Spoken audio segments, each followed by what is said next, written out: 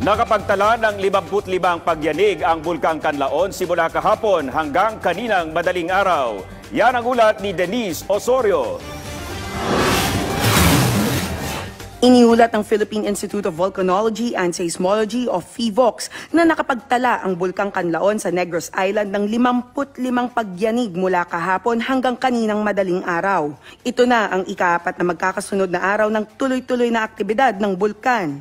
Nakapagtala ng 30 pagyanig noong September 19. Sinundan ito ng 45 noong September 20 at 25 naman kahapon September 21. Sa nakalipas na 24 oras, nagbuga ang Bulkang Kanlaon ng 10,449 toneladang sulfur dioxide at isang plume o usok na umaabot sa taas na 800 metro na tinangay papuntang Hilaga at Silangang Hilagang Silangan.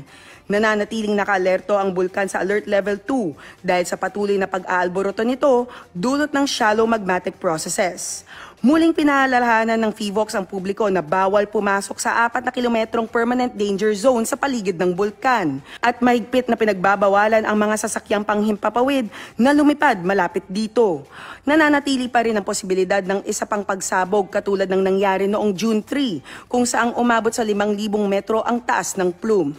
Patuloy na pinapayuhan ang lahat na maging handa dahil maaaring bigla ang magkaroon ng steam-driven o phreatic eruptions.